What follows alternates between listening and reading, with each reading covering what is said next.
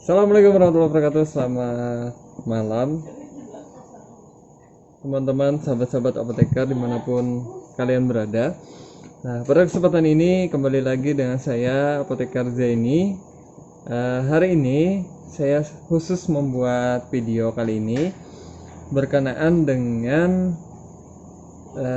materi ya, atau tema yang akan kita bicarakan pada hari ini adalah mengenai barang-barang konsinyasi atau barang-barang kongsi. Nah, ini dipertanyakan beberapa teman sejawat yang menanyakan secara langsung melalui DM atau melalui chat di YouTube ya. Nah, maka pada kesempatan ini saya akan share informasi kepada teman-teman semua, khususnya mengenai barang-barang kongsi atau barang-barang titipan yang ada di apotek ya. Nah, jadi teman-teman semua, apa itu barang konsinyasi? Nah, konsinyasi ini adalah obat-obat atau barang-barang yang dititipkan di apotek oleh perusahaan obat. Nah, jadi yang namanya titipan, maka kita di sana tidak ada modal sama sekali. Nah, namun dititip kemudian kita mendapatkan keuntungan dari penjualan atau selisih penjualan daripada barang tersebut. Nah, jadi istilahnya pada barang-barang konsinyasi itu kita hanya dibebankan menjualkan saja. Nah, jika ada keuntungan, maka itu adalah keuntungan dari murni barang titipan tersebut kemudian dijual kepada konsumen.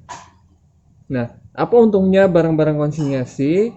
Yang pertama adalah tentu kita barang tersebut kita dapatkan tanpa modal. Nah, sehingga ini sangat menguntungkan bagi apotek tanpa harus mengeluarkan biaya beban modal untuk pembelian awal. Nah, jadi tentu ketika kita menerima barang konsinyasi ini lumayan ya jika berhasil kemudian dijual nantinya. Nah, kemudian yang kedua, barang konsinyasi kita tidak ada beban terhadap kemungkinan expired. Nah, jadi controlling expired itu tidak terlalu berat bagi kita karena yang mengontrol itu nanti justru dari perusahaan yang menitipkan. Nah, mereka tahu sendiri barang yang dititipkan itu nanti expirednya tanggal berapa gitu ya. Nah, maka nanti mereka akan menanyakan jumlah barang yang telah terjual kepada apotek biasanya. Nah, jika tidak terjual biasanya akan diambil kembali. Nah, sehingga pada kesempatan ini saya mau tekankan bahwa jika teman-teman apoteknya kemudian nanti ditawarkan barang-barang konsinyasi oleh perusahaan PBF, sales dari PBF tersebut, maka jangan ditolak. Nah, jadi jangan ditolak barang konsinyasi itu selama diperkirakan bahwa ketika kita menerima barang tersebut tidak ada kemudian persyaratan-persyaratan khusus yang harus kita penuhi. Artinya murni barang diserahkan, kita hanya dibebankan untuk menjualkan saja. Nah, tidak ada embel-embel lain gitu ya, tidak ada harus menjual berapa, harus targetnya berapa, tidak ada seperti itu. Nah, maka diterima saja. Ini menjadi keuntungan lebih bagi apotek jika teman-teman nanti berhasil menjualkannya. Nah, sehingga barang-barang konsinyasi ini cukup penting untuk membantu meningkatkan penghasilan atau omset daripada apotek ya. Nah, jenis apa saja yang disebut dengan barang-barang konsinyasi? Nah, itu yang pertama, itu biasanya adalah barang-barang yang sifatnya dia baru keluar atau baru izinnya baru keluar. Nah, contohnya biasanya adalah produk-produk herbal ya, produk-produk kosmetik, obat tradisional yang tentunya sudah memiliki izin dari Badan POM.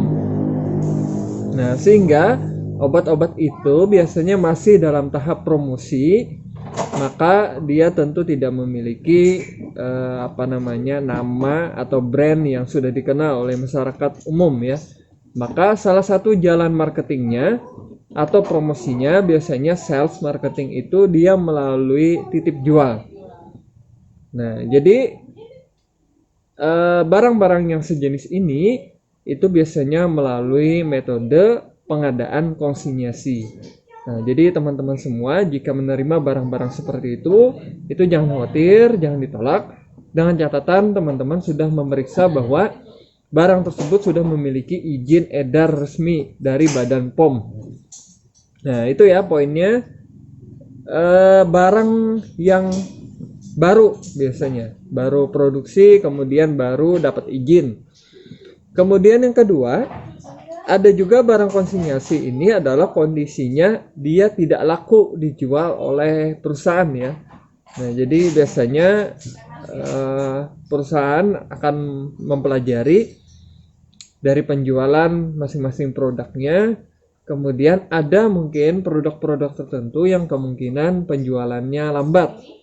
Nah, jadi tidak menutup kemungkinan mereka akan mengambil melalui jalan konsinyasi ya kepada apotek. Nah, sehingga konsinyasi tidak menutup kemungkinan juga nanti barang-barang yang sifatnya dia obat dengan daftar G ya. Kadang ada juga yang seperti itu. Obat bebas terbatas juga ada yang kemudian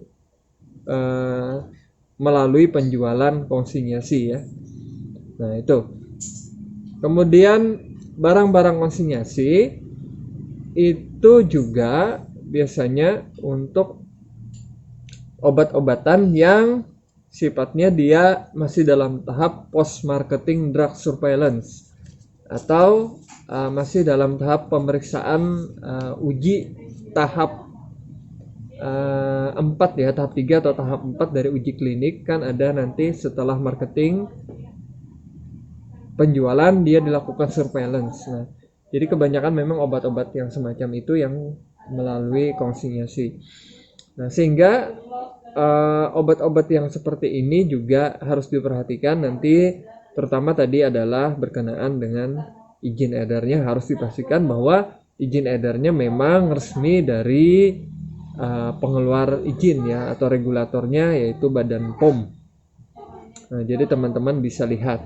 Di sisi lain juga teman-teman harus perhatikan bahwa barang konsinyasi dilihat juga expirednya ya. Jangan sampai nanti barang yang diterima adalah expirednya sangat dekat. Itu juga nanti berisiko kalau teman-teman tidak lihat, sudah diserahkan kepada pasien atau konsumen, itu dikhawatirkan nanti ada efek-efek yang tidak dikehendaki dari penggunaan obat-obatan tersebut. Nah, jadi itu ya teman-teman semua. Jadi pada dasarnya ketika menerima barang konsinyasi itu diterima saja dengan catatan tadi memenuhi persyaratan yang sudah saya sebutkan tadi. Nah, jadi sumber income lain yang bisa kita dapatkan selain membeli obat yang kemudian dijual kembali kepada konsumen adalah melalui barang konsinyasi. Nah, semakin banyak barang konsinyasi itu semakin sedikit juga kemungkinan kita menggunakan biaya investasi untuk modal ya. Nah, jadi kecenderungannya ada barang konsinyasi ini membantu dalam meningkatkan potensi omset atau penghasilan dari apotek. Nah, tentunya dengan kaidah-kaidah yang sesuai dengan persyaratan tadi ya. Nah, kemudian yang kedua, apakah ada kemungkinan kelemahan dari barang-barang konsinyasi? Mungkin saja ya. Pada kondisi tertentu yang barang-barang yang kualitasnya tidak baik, maka jika kita kemudian jual tanpa memperhatikan aspek itu, maka itu bisa jadi berbahaya bagi kondisi pasien. Maka kembali lagi ke aturan awal bahwa persyaratan-persyaratan kualitas dan keamanan daripada obat itu harus tetap diperhatikan dengan benar. Nah, jadi teman-teman apoteker pasti paham itu bagaimana melihat kualitas daripada obat-obatan yang dijual ya. Oke. Terakhir saya sampaikan bahwa konsinyasi ini salah satu metode yang umum dilakukan di apotek ya. Jadi jangan terkejut dan jangan heran jika ada perusahaan-perusahaan kemudian menawarkan jenis barang tertentu yang melalui metode kongsi. Nah, jadi kembali lagi saya ingatkan, tidak usah ditolak, diterima saja karena ini merupakan salah satu metode yang lazim dan umum digunakan, dan itu potensinya sangat besar untuk membantu teman-teman di apotek ya, khususnya untuk meningkatkan penjualan. Oke, mungkin demikian informasi dari saya berkenaan dengan barang konsinyasi. Semoga ini bermanfaat bagi teman-teman semua. Demikian, Assalamualaikum warahmatullahi wabarakatuh. Selamat malam.